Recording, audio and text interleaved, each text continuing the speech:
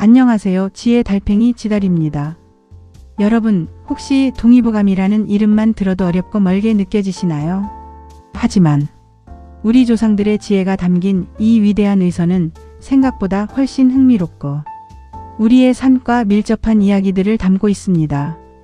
오늘은 그 중에서도 특히 우리 몸의 근원적인 생명력인 혈과 잠자는 동안 꾸는 꿈, 그리고 목소리와 언어, 또 우리 몸속의 중요한 수분인 진액과 불편한 담음에 대한 동의보감, 내경편 두 건의 깊은 이야기를 쉽고 부드럽게 풀어드릴게요. 이 모든 것이 어떻게 우리 건강과 연결되어 있는지 궁금하지 않으신가요?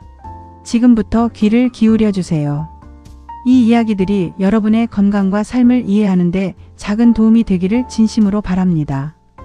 동의보감은 허준 선생님이 1613년에 완성하신 무려 400년이 넘는 세월 동안 우리 민족의 건강을 지켜온 보물 같은 책입니다. 총 5편으로 구성되어 있는데 그 중에서도 내경편은 우리 몸의 오장육부, 즉 안쪽 장기들의 생리적인 기능과 질병을 다루고 있어요. 마치 우리 몸의 작동 설명서라고 할 수 있죠. 내경편은 우리 생명의 기본 단위인 정, 기, 신의 작용을 설명하고 어떻게 치료해야 하는지에 대한 심오한 지혜를 담고 있습니다. 특히 오늘 우리가 살펴볼 내경편 두 건에는 혈, 몽, 성음, 목소리, 언어, 진액, 담음 등 우리 몸의 다양한 중요한 요소들이 아주 자세하고 통찰력 있게 설명되어 있답니다. 이 6가지 주제는 우리 몸의 생리 현상부터 병리적인 상태, 그리고 그에 따른 치료법까지 폭넓게 다루고 있어 우리 몸의 오묘한 이치를 이해하는 데 큰 도움을 줍니다. 가장 먼저 우리 몸의 근본적인 생명력이라 할 수 있는 혈에 대한 이야기입니다. 혈액은 우리 몸의 생명수와 같죠. 심장을 통해 온몸을 순환하며 산소와 영양분을 공급하고 노폐물을 운반하는 그야말로 생명 유지의 핵심적인 역할을 합니다. 동의보감에서는 이 혈이 어떻게 만들어지고 어떤 역할을 하는지, 그리고 혈에 이상이 생겼을 때 어떤 질병이 발생하며 어떻게 치료해야 하는지 아주 자세하게 설명하고 있습니다. 음혈, 즉 우리 몸의 중요한 혈액은 우리가 매일 섭취하는 음식물, 바로 수국에서 생성된다고 합니다. 우리가 매일 먹는 밥과 반찬이 그저 배를 채우는 것을 넘어 우리 몸의 가장 중요한 구성 요소인 혈액을 만드는 재료가 된다는 사실이 놀랍지 않나요? 이는 음식의 중요성을 다시 한번 깨닫게 하는 부분입니다. 단순히 맛있는 것을 찾아 먹는 것을 넘어 내 몸에 생명을 불어넣는 귀한 재료를 섭취한다는 마음으로 음식을 대해야 할 것입니다. 소화기관의 중간 부분인 중초는 우리가 섭취한 음식을 받아들여 소화하고 흡수하는 중요한 기능을 담당합니다. 동의보감에서는 이 중초가 기운을 받아들여 혈액으로 변화시키는 과정을 매우 상세하게 설명하고 있어요. 옛 문헌인 영추에서는 중초가 기운을 받아 붉은색으로 변화시켜 혈을 만든다고 설명하며 우리 몸에 영양을 공급하는 영이라는 기운도 중초에서 나온다고 말합니다. 곡식, 즉 음식이 위로 들어가면 우리 몸의 맥박이 뛰는 길인 맥도를 따라 운행되고 물이 경맥으로 들어가면서 비로소 혈액이 생성된다는 것입니다. 이 과정은 마치 복잡한 공장에서 원료를 가공하여 최종 제품을 만드는 것과 같아서 중초의 기능이 얼마나 중요한지 알 수 있습니다. 영이라는 개념은 수국의 정기, 즉 음식물의 가장 정수리 되는 기운을 의미합니다. 이 영은 오장간, 심, 비, 폐, 신을 조화롭게 하고 육부담, 소장, 위, 대장, 방광, 삼초로 흩어지며 경맥으로 들어가 순환하면서 우리 몸의 모든 조직과 세포에 영양을 공급한다고 동의보감은 말하고 있습니다. 혈액의 중요성은 아무리 강조해도 지나치지 않습니다. 우리 몸의 모든 세포는 혈액을 통해 영양을 공급받고 노폐물을 배출하므로 혈액의 순환이 원활하지 않으면 전신의 기능에 문제가 발생할 수밖에 없습니다. 이는 비단 육체적인 건강뿐만 아니라 정신적인 건강에도 영향을 미치며 혈액이 부족하거나 오염되면 다양한 질병이 유발될 수 있습니다. 그런데 만약 이 혈액에 문제가 생기면 어떻게 될까요? 동의보감에는 혈액과 관련된 다양한 병증과 그 치료법까지 상세하게 기록되어 있습니다. 예를 들어 부인이 피를 토하는 증상에는 오신탕이라는 약을 써서 치료하고 너무 마음을 많이 써서 생긴 토혈에는 하양주라는 약으로 다스렸다고 합니다. 마음의 스트레스가 신체적인 질병으로 이어진다는 점을 예로부터 인지하고 있었다는 것이죠. 또한 대변에 피가 섞여 나오거나 다른 모든 종류의 하혈에는 수정과와 같은 처방으로 치료하기도 했다니 예로부터 우리 조상들이 얼마나 다양한 방식으로 질병의 원인을 파악하고 그에 맞는 약재와 처방을 활용하여 치료했는지 알 수 있습니다. 이처럼 혈액에 대한 깊은 이해는 동의보감 한의학의 핵심을 이루는 부분이라 할 수 있습니다. 다음은 몽, 바로 꿈에 대한 이야기입니다. 우리는 잠자는 동안 매일 밤 꿈을 꾸지만 왜 꿈을 꾸는지, 꿈이 우리에게 어떤 의미인지 깊이 생각해보는 경우는 많지 않습니다. 현대에 와서야 심리학과 뇌과학을 통해 꿈에 대한 연구가 활발히 이루어지고 있지만 동의보감에서는 이미 오래전부터 꿈의 본질에 대해 깊이 탐구했습니다. 동의보감에서는 꿈을 정신이 사물과 작용하여 생기는 것으로 보고 있습니다. 우리의 육체가 현실 세계의 사물과 접촉하면서 여러 일들이 생기듯이 우리의 정신이 어떤 사물이나 생각과 상호작용할 때 꿈이 만들어진다는 것입니다. 이는 꿈이 단순히 무의미한 환상이 아니라 우리의 내면 세계, 즉 정신활동의 반영이라는 해석으로 이어집니다. 어딘가 심오하면서도 현대 심리학의 꿈 해석과도 놀랍도록 일치하는 부분이 있어서 흥미롭지 않나요? 꿈은 단순히 무의식의 발현이 아니라 우리의 의식과 무의식이 뒤섞여 내면의 문제나 욕망, 두려움 등을 상징적으로 보여주는 현상이라는 조상들의 통찰력이 돋보이는 대목입니다. 꿈을 통해 자신의 마음 상태를 엿볼 수 있다는 점에서도 꿈은 우리 건강과 밀접한 관련이 있다고 볼 수 있습니다. 이어서 성음과 언어에 대한 이야기입니다. 성음은 목소리, 언어는 말이죠. 동의보감에서는 이 두 가지를 구분해서 다루며 의사소통 장애에 대한 깊은 이해를 보여줍니다. 오늘날에도 언어장애와 음성장애는 별개의 영역으로 다루어지고 있으며 각각 전문적인 치료법이 존재합니다. 그런데 400년 전 동의보감에서 이미 이를 구분하여 중요하게 다루었다는 것은 정말 놀랍습니다. 언어장애는 뇌경편의 언어 부분에서, 음성장애는 성음 부분에서 다루고 있으며 청각장애는 또 다른 부분인 외형편의 이 부분에서 다루면서 각 장애의 원인과 치료법을 심도 있게 모색했습니다.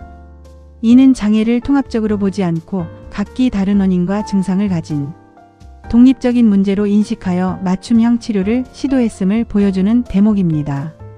우리가 말을 하거나 목소리를 내는 데에는 정말 많은 신체 기관들이 유기적으로 작용합니다. 폐에서 공기를 내보내고 성대에서 소리가 만들어지며 혀와 입술, 치아 등이 조화롭게 움직여 다양한 발음을 만들어냅니다. 동의보감은 언어기관을 폐, 흉흉곽, 격행경막, 후롱기관, 회여무두개 또는 성대, 구순입술, 아치치아, 서려, 현홍수구개수, 항상우비강, 횡골설골 등으로 나누어 설명하고 있습니다. 이처럼 세분화된 설명은 우리 조상들이 인체의 구조와 기능에 대해 얼마나 정밀하게 관찰하고 이해했는지를 여실히 보여줍니다. 단지 말을 할 수 있는 것이 아니라 어떤 기관들이 어떻게 움직여서 소리가 나고 말이 되는지 그 작동 원리를 정확히 파악하고 있었던 것이죠. 목소리에 문제가 생겼을 때의 치료법도 기록되어 있습니다. 예를 들어 갑자기 목소리가 나오지 않거나 목이 심하게 쉬었을 때는 밀지전이라는 약을 사용하여 폐를 촉촉하게 해주어 치료했다고 합니다. 폐는 목소리를 내는데 중요한 역할을 하므로 폐가 건조해지면 목소리에도 영향을 미줄 수 있다는 것을 이해하고 있었던 것입니다. 또한 오랫동안 목소리가 나오지 않는 경우나 아예 말을 못하는 벙어리의 치료법까지도 상세하게 기록되어 있어 당시에도 의사소통 장애로 고통받는 이들을 위한 깊은 고민과 적극적인 치료 노력이 있었음을 알 수 있습니다. 이처럼 성음과 언어에 대한 동의보감의 깊은 통찰은 오늘날 언어치료와 음성치료 분야에도 시사하는 바가 크다고 할 수 있습니다. 다음은 진액에 대한 이야기입니다. 진액은 우리 몸속의 중요한 수분들을 일컫는 말입니다. 이 진액은 단순히 물을 의미하는 것이 아니라 우리 몸의 모든 세포와 조직에 영양을 공급하고 노폐물을 운반하며 체온을 조절하는 등 생명 유지에 필수적인 역할을 하는 액체들을 총칭합니다. 동의보감에서는 진과 액을 구분하여 설명합니다. 우리 몸의 피부에 있는 땀구멍이 열려서 땀이 줄줄 흐르는 것을 진이라고 하고 이 진이 우리 몸의 구멍으로 스며들어 머물러 흐르지 않는 것을 액이라고 합니다. 이 둘은 모두 우리 몸의 수분이지만 그 그 존재 방식과 기능에 따라 다르게 분류한 것이죠.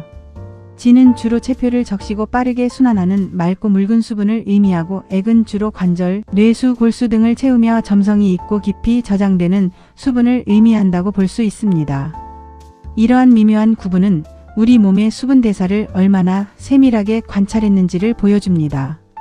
우리 몸의 오장, 즉 간, 심장, 비장, 폐, 신장은 각각의 기능을 수행하며 진액과도 깊은 관계를 맺습니다. 신장은 오액, 즉 우리 몸의 5가지 액체를 주관하며 진액은 오장으로 나뉘어 변화한다고 설명합니다.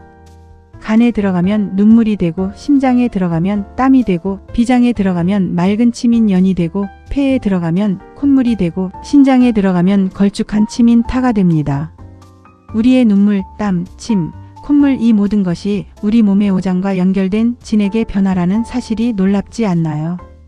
이는 우리 몸의 모든 기관이 서로 유기적으로 연결되어 있으며 그 연결고리 중 하나가 바로 진액이라는 것을 명확히 보여줍니다.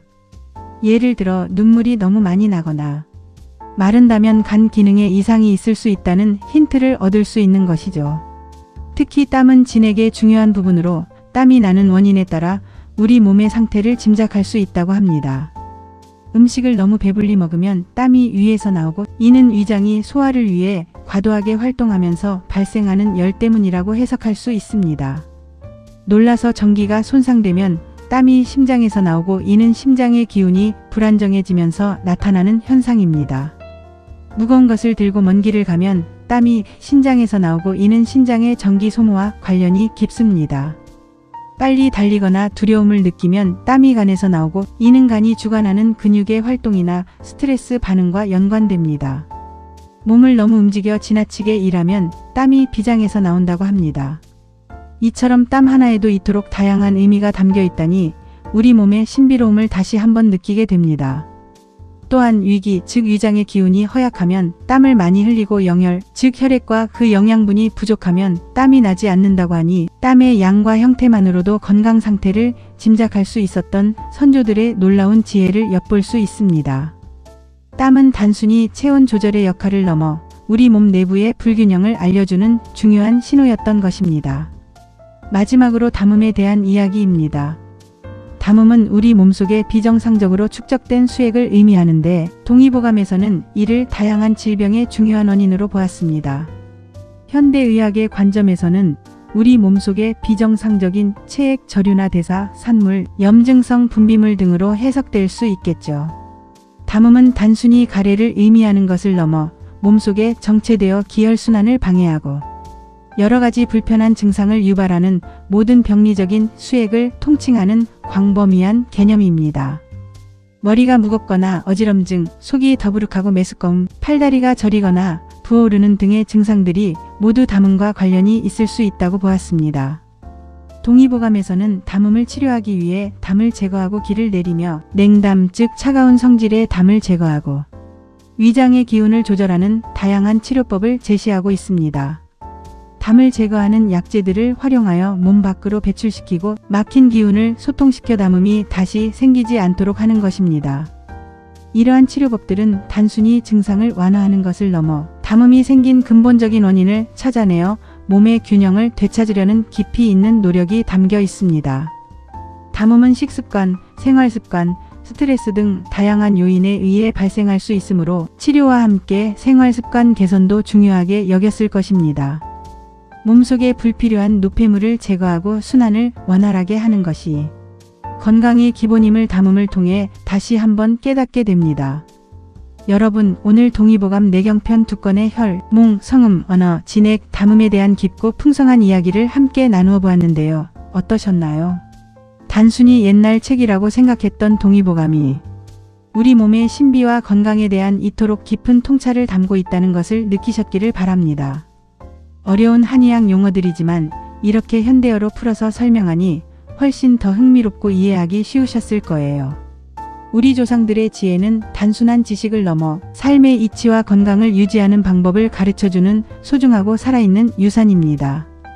이 지혜를 통해 우리 모두가 자신의 몸을 더 잘 이해하고 건강한 삶을 영위하는 데 도움이 되기를 진심으로 바랍니다.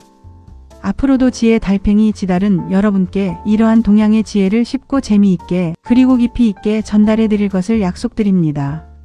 다음 시간에도 유익하고 흥미로운 이야기로 찾아뵙겠습니다. 늘 건강하시고 평안하시길 바라며 오늘 함께 해주셔서 정말 감사합니다.